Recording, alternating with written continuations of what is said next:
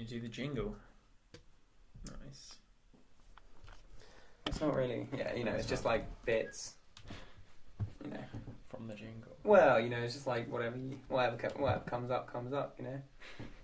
What?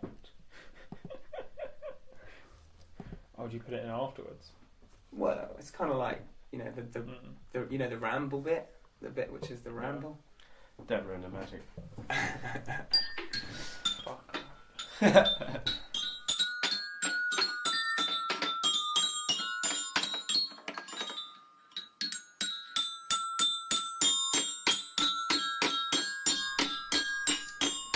Cool. Okay, so good evening, everyone who's tuned in. If you don't really tune in though, do you? More like sign on.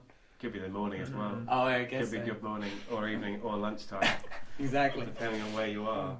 Well, we've got a different spin on the show today. We've actually got Bob Bicknell-Knight in as Happy to be here. as a guest on the post New Year first 2017 big splash. Yeah, we thought we'd do a slightly different setup. Maybe start doing some interviews, make some more dynamic.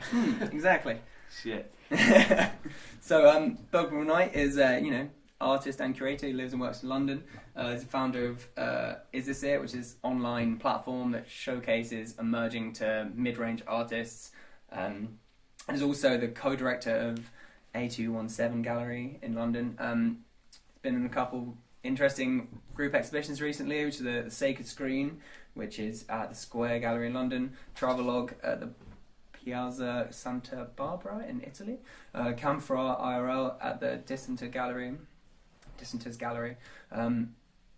in London, and a group thing which is at Thomas Young Gallery in Boston. So you're a man of many talents, apparently, as we've already established. But as generic as a question as it is, just to set the scene, would you mind sort of like describing your art making practice in a sentence or two? In terms of the ideas that I work with? Well, yeah, in terms of the thought, the theme, you have like quite a succinct number of ideas, and it's kind of just thought like for people who maybe don't know exactly what you do. So a lot of the time, my work involves internet surveillance and like kind of analysing that in this post Edward Snowden kind of space that we're living in at the moment, as well as kind of infiltrating that with video games and using that as a nice way of looking at our world when video games create a simulation of where we live. Okay. What is there a link between the surveillance and video games? Is there a mash together there of the ideas of those two things, or are they just kind of like a similar aesthetic or medium of the digital? I think within my practice, I think they both function. They're both separate, and at times they do work together. I'm trying to think of a work where that's occurred. Finding it hard, but I think they definitely overlap in some ways. Especially like with the advent of online video games and the idea of you watching people playing online when like on Twitch. And stuff, that's interesting. I get as a crossover. I get that. Interesting. Okay, well, also we said, isthisit is your creation, this platform for artists to be shown on the internet through your space. What was like your ideas behind making that? Was that like a thing that has that always been on your mind? Is that something that you sort of got into? Yeah. Isthisit began about 8 months ago, in I think May last year, and that kind of came about as a place. It was kind of like being a student. I kind of wanted to kind of create a space for myself where I could showcase my own art online and make it into a thing in bunny ears, and kind of show my friends' work as well alongside that. And then that kind of blossomed into what it is today with So now it's both an online gallery continually, and I put on weekly shows on the online space, as well as inviting guest curators to the online platform. And I've also put on a couple of offline shows, for under the isthisit, like Guys or Pseudonym or whatever. Okay. And I'm also starting a residency with isthisit as a thing. Okay, brilliant. Yeah. So a couple of things I working off of that. I was wondering actually, what do you notice anything in particular about taking an online platform into a physical space? Is there anything that you noticed there? Because a lot of the artists that are exhibited in both, they have works that are exhibited in the online space, and then they also exist in the physical shows as well, don't they? I think in terms of the online, I think in terms of the work, it's very hard to put on fully. If you look at a exhibition on the site, it's mostly videos and kind of moving image work. And a lot of the time in offline shows, I think you can get very bogged down with moving image. It is hard if you go into a show and there are like 10 video works. Yeah. You find it like hard to give yourself to and all depressing. enough. Yeah, it's hard to give yourself to all of them. Well, with the offline shows, it's kind of trying to put together a bunch of works that function both as video works as well as literal physical pieces. And that kind of moving away from the online space, where I'm kind of usually working with about 2 to 3 artists, and kind of trying to make sometimes very clear decisions about why I put them together, and then sometimes very loose decisions, and then that kind of moving into the offline with a lot less, some very precise, and then a whole round views for the shows that I've done is very loose. You're talking about being a curator, aren't you? Like what and what, do you feel like you're, I use this word for lack of a better one, qualified? What do you think like qualifies you as a curator? not that you have, the answer can be I'm not qualified, but is that something that you feel? It's an interesting question.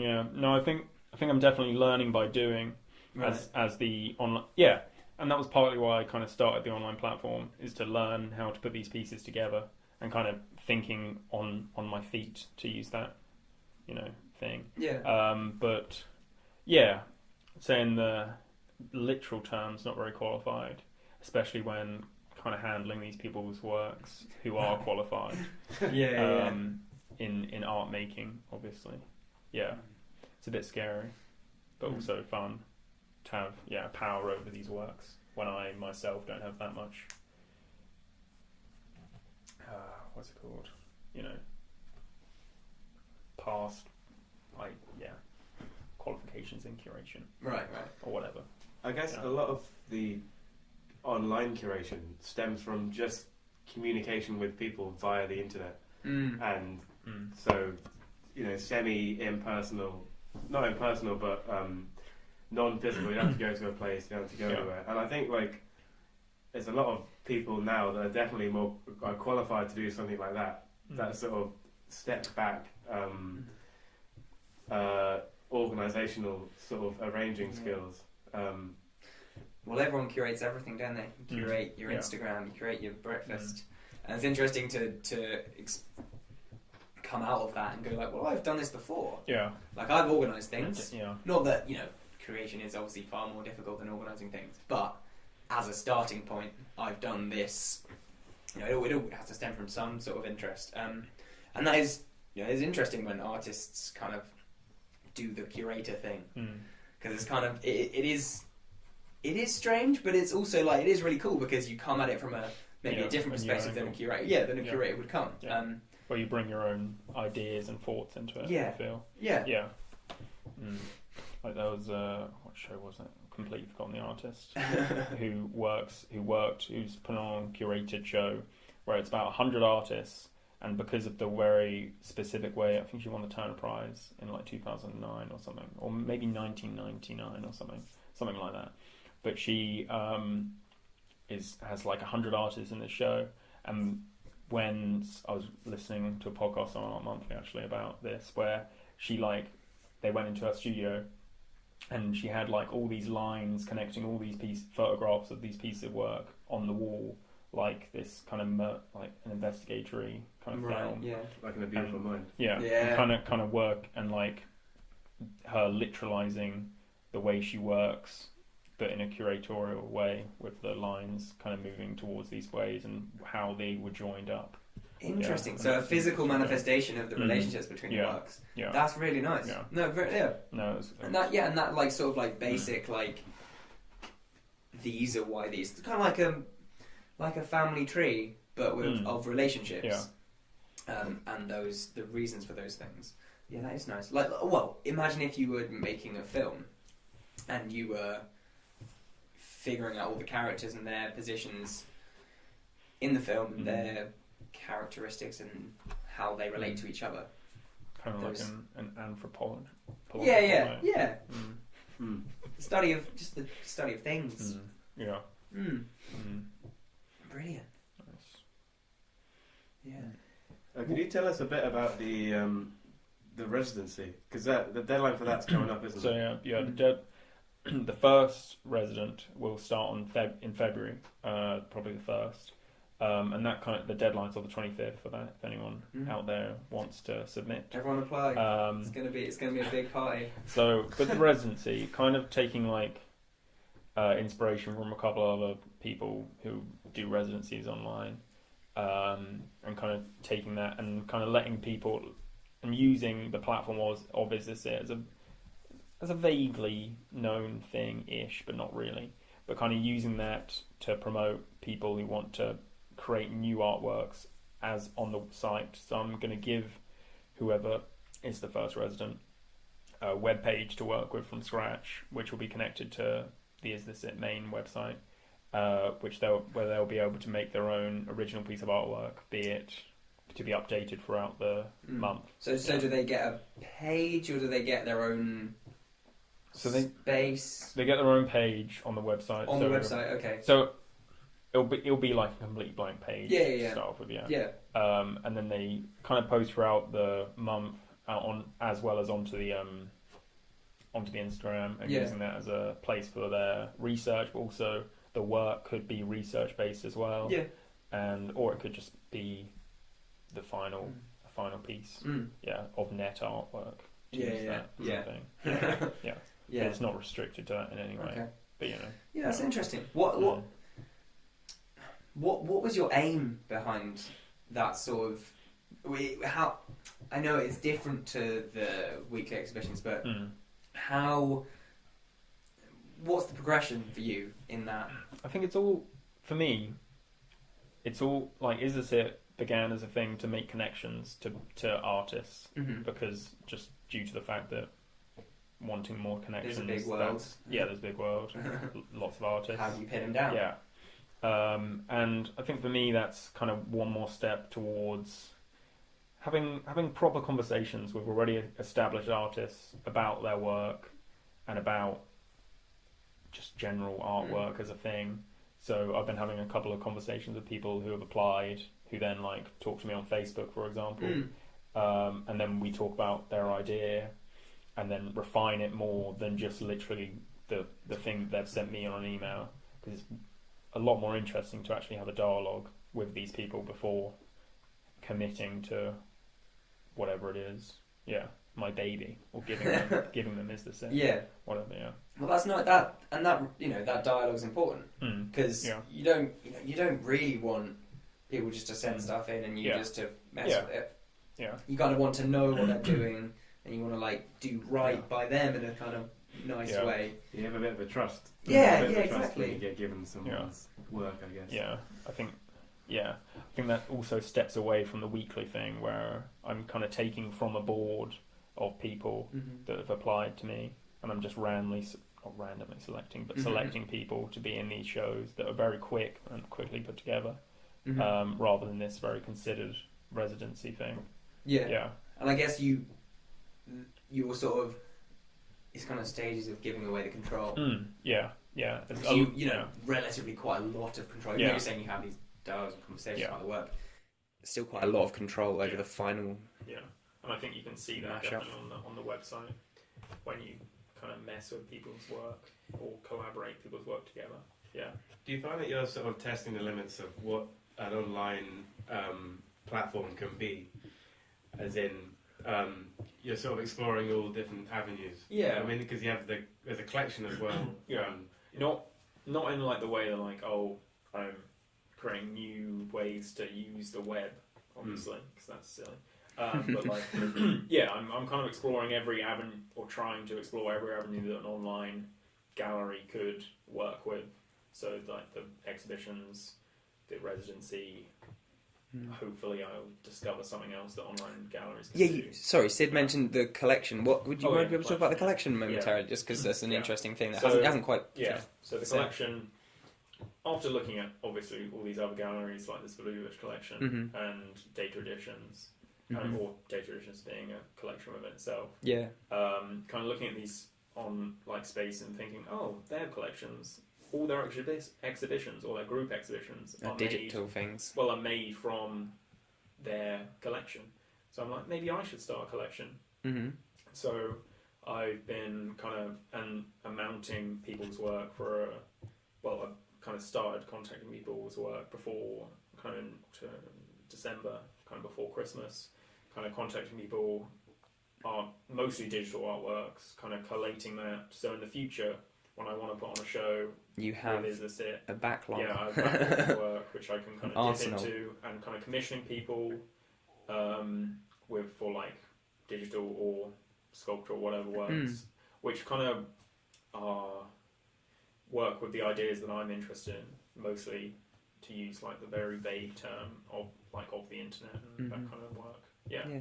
I guess that's kind of similar to the residency in that sort of... Yeah. It's like, residency commission, that sort of like, I believe in you to do this thing. And giving them control. Yeah. And I'm going to be paying them money as well. Yeah. Well, yes. Well, that's interesting because, sure. I think that's one of those act how you want to be treated kind of thing. Yeah. You would like this to happen to you, and making it happen yourself is kind of a good start. Definitely. Yeah, it's the best way to sort of implement any sort of way you'd like to be treated yourself. Yeah. Maybe, because the Sacred Screen Show is still on, isn't it? Yeah, the Sacred Screen Show is still on. Till next, at the end of this week? I think Thursday. Thursday. Appointment at the Square Gallery, yeah. That's a relatively new work that's in there, isn't it? Yeah. So that's Let's Be Friends, which is like a multi-screen installation work, kind of looking at the lack of individualization on social media at the moment. So when you see like Facebook, when you go on Facebook, someone posting the same link to the same meme that you might have seen earlier on in your feed or something, and in particular, the lack of individualism in terms of like the photographs you take or the people that you're friends with. So in the work, it's a free screen installation, like immersed in this metal cage-like structure, which is a prefabricated structure that you can buy on Amazon, for example, like of a frame.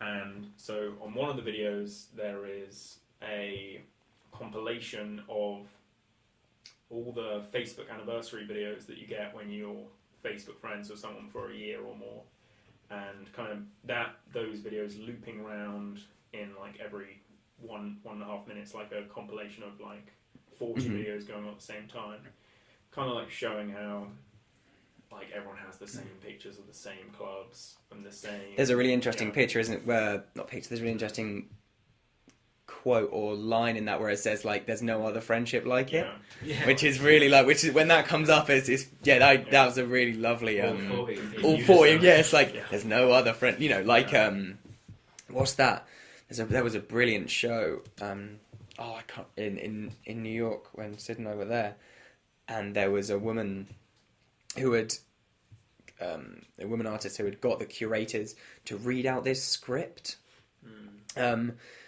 and at the end of it, I think it said, like, we are free, or something. And it was kind of like, in unison, them saying, like, we are free. And it was like, it was all empty, and it just had speakers. It was that sort of creepy, you're being forced to say something which suggests the complete opposite of what is being said. Yeah. That kind of nice juxtaposition, but not that word, because taking the individual idea out Yeah. of how Yeah. what it was originally intended. hollow. So that's the first screen, and then it also kind of questions the idea of like why is this lack of individualism happening on the internet when it used to be such like a bunch of individuals in the early Free 90s. space. Yeah, and free space and the utopian ideals of that time for web photography, blah blah blah. But then it looks at the creators of these social media sites, so it kind of considers Mark Zuckerberg and the way he has his lifestyle. So his so there's like a replication or replica of one of his T-shirts that he always wears with the kind of Facebook Notification messages notification, and friend requests. Yeah. And then like there's lots of pictures of his face, and then there's like one of the other videos is him talking on the first Facebook Live feed, where he talks about transparency on the internet and all this other stuff. So it's kind of looking at his home life, which he keeps very simple and very much considered, and all this other stuff. Yeah.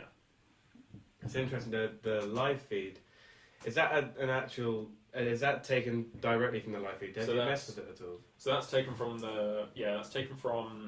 his live feed, but then I kind of messed with it slightly by layering up the image, kind of attempt and like with green screening, kind of cutting away some parts of the image and keeping others. So it kind of looks at times. It's like he has four faces. Yeah, it's like data washing sort of. Yeah. Yeah. So and kind of glitchy, but hopefully not that glitchy. Bit of a, convoluted word. It looks quite fluid. Yeah. But it's not. Like it's like a thick sludge. Yeah. Kind of trying. Not like water. Yeah. Well, it's kind of like It does. No, it does. Yeah, that's a good comparison. Actually, it does look like it's flowing, but not in like a nice way. Yeah. Yeah. It seems like it's relatively like seamless, and like water can fill any sort of vessel, but it would do it very slowly, and it's full of bits. Yeah. It's like Mark trying to catch up with himself. Yeah. Oh yeah. It's quite fun. Yeah. Yeah. So that's kind of like the many faces of Mark. But there's another interesting quote in that, isn't there? Yeah. Many faces of Mark. Yeah. A memoir. It's like he talks about what's transparency. It's like, oh, we have no debt, no set, no office spaces. Our conference room is glass and all this other stuff. That he has purposely had his house. Oh yeah. Taken like 20 feet back from how it was. Doesn't he own the houses beside both the houses beside him as well? I don't know. That sounds very. Yeah, I think he owns he fun. owns both like house either side. Really? Yeah. For guests. Yeah, no, I think for the Super weird. yeah for privacy, Well, which is even That's funnier. right. Yeah, which is even funnier because the whole privacy thing. Well, there's like a very interesting documentary. It's Terms and Conditions They Apply. Yeah, Where they kind of these documentary. the one that looks like the Google font. Yeah. Who is it? Who's it by? Cullen Hoback. Yeah. So he kind of looks into Facebook's terms and conditions and talks about it and about privacy online and stuff. And at the end of the film, he goes to Mark Zuckerberg's house and kind of like confronts him. And he's like, "Oh, hey, do you want to like talk to me about Facebook's terms and conditions?" And he's like, no. And he's like, "Oh, will it be okay? Would we be able to chat if I put the camera away?" And he's like, "Yeah." Or like he asks him like, "Can you put the camera away and then we can chat?" And he says, "Yeah, I'll put the camera away," and actually doesn't. And then in that split second, you see Mark smiling, and he makes a big point of this. Like when Mark knew that I wasn't filming anymore, he relaxed. He was okay with this. And it's like that whole thing that it's like you don't really care what people are going to do with it. It's just like fuck off. Like don't like being like I just want to. Privacy doesn't make you a bad person. Is that Yeah, it doesn't. whole thing. Yeah, just because you're hiding something doesn't like mean that it's a bad thing. Yeah. And that's his whole thing, isn't it? People who like talk about privacy have something to hide. They must be bad people. Yeah. It's just like it's not true. Well, it like comes back to the whole circle thing, doesn't it? yeah, of course. Transparency. Great book, Yeah, great book. Transparency. Cameras on the chest. Yeah. Yeah. It's gonna Dave be on Eggers. Netflix. Oh yeah, Dave Eggers. It's a film. It's made. It's going to be a film. It's going to be a film. Yeah, with all the good people. Emma Watson. I got all my things crossed for that film. Yeah. If that's And Tom Hanks as well. yeah, and Tom Hanks Tim as Holtz. Tim Holtz Tim Holtz. as a bad guy as well. Yeah. Who He's knew? the bad guy, yeah. We're talking about The Circle by Dave Eggers. Oh, yes, It's a really, Excellent. really good book. Yeah. novel. Yeah. Yeah. Good book. Nice to read, good ideas. Mm. Yeah. But it's going to be made into a film. Mm. I thought Netflix was something to do with it. Do they not? I have no idea. I just saw a trailer on YouTube Oh, okay. Yeah, the trailer Internet. looks a bit- Yeah, on that one. on the web. Yeah. Yeah. Hopefully it'll be good. The book's Hopefully really good. Netflix Yeah. is involved with it. All Yeah. Good content. All that good content. Mm. Oh, Good. well, have you got anything? What's coming up then? What's So- coming up? As a Continued weekly exhibitions, Yeah. obviously. more And guest curators. Yeah. So I think this week we've got Jake Moore. Okay, interesting. Doing he's put together some really good artists actually. Yeah, Um, he's Delta sororities Yeah, he's part of Delta Sorority. person, isn't he? He's kind of yeah. So he's really good. He's also a really good artist. Mm-hmm. And then I've got kind of Matthew Britton coming up at some point. He's quite Oh, good. really? Also an interesting artist. That's very cool. Artist, yeah.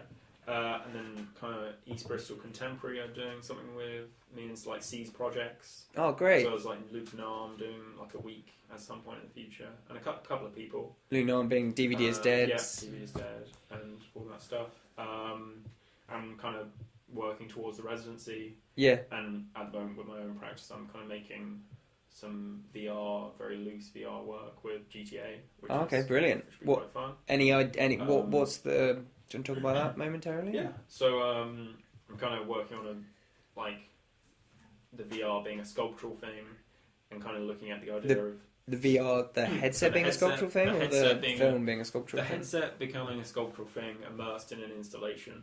So I always Jo- hate it. Big when John you go- Rathman style. A little bit, but John Rathman. Still doesn't mess with the headset. No, that's true. No, you're right. Although I feel that probably is because they're working with like 500 quid. Yeah. It's like I'm not going to glue stuff onto this. Whereas Yeah. I'm working with very basic VR where you just put your head like phone in, which is like incredibly basic and crap. But kind It's of, pretty effective though. It is effective, yeah. Mm. But that also enables me to like mess with the headset. So at the moment I've been like gluing fake grass that people use Warhammer grass. in like Nice. like railway sets. I saw that on Instagram. Yeah. To the masks, to the headset, and kind of using that idea of a simulation or a artificial thing, and kind of having the headset displayed on a pile of artificial rocks, where you'll put on the headset and you'll be immersed in this space, which is GTA 5, walking up with your character walking up this mountain in first person, and you're immersed in this kind of walk. You're the character. You embody this character. Okay. You can't see your arms, so it's very much like you Yeah. could be anyone at this point. You could be you. Hopefully, the viewer kind of becomes this person, and because the film's going to be about an hour long, so like they could. An hour long. Yeah, they could spend an hour Shit. experiencing this, or a minute or. And what sort of happens? Just walks up a Just mountain. walks up a mountain? Yeah. Wow. So that kind of very What's the somber what's the experience. relevance of Grand Theft Auto, if any? I think, well, it kind of comes back to another work I did last year with GTA, with slow drive, just normal driving. Yeah, from that GTA. was brilliant. Very And that very kind of funny. Thinking about how kind of the negative connotations that we have with GTA, but also Mhm. video games, open world video games specifically, Yeah. you can do whatever you want with They them, are or to an absolutely extent. like super exploratory. Is that Yeah. a word? Yeah. But you always can explore. like, And they often get blamed for their Yeah. content when it's Yeah. really Yeah. up to the individual. Yeah, player. yeah, absolutely. so kind of working with that idea again, and also just GTA being kind of like the perfect simulation, or one of the perfect simulations in video games where you can do whatever you want. Obviously you can't, but it's heralded as one of those games where Yeah. everything looks Open very world. lifelike and very uncanny valley. Yeah. Yeah. Jeez. Yeah. Yeah. So that's happening. Okay. Brilliant. Yeah. Also, at some point in the future, putting an offline exhibition on with Johnny Tanner as well. Oh, brilliant! He's a very interesting guy. Yeah, yeah. He's going to be doing like an online show for me, and then I think we're going to collaborate on an offline show at some point in the future, which should be exciting. Still in the pipeline, in the works. Still being discussed. That's Brilliant. Really exciting. Awesome. Yeah. Well, thank you very much for coming and chatting to us for a bit. It's been a pleasure. Well, don't stop. No. Oh. Thank you for having me. Well, I guess you're welcome. Maybe. Yeah, probably not. Sure. Yeah. Anyway, should we do that bit? The bit. Yeah, yeah. Towards the end. Looking forward to this bit. Oh. This bit. Are you ready? I'm ready. Can you do it? I'll do it. Did you bring it? Yeah, I've got the bits. Got the Brought it. stuff. Yeah, yeah. Okay.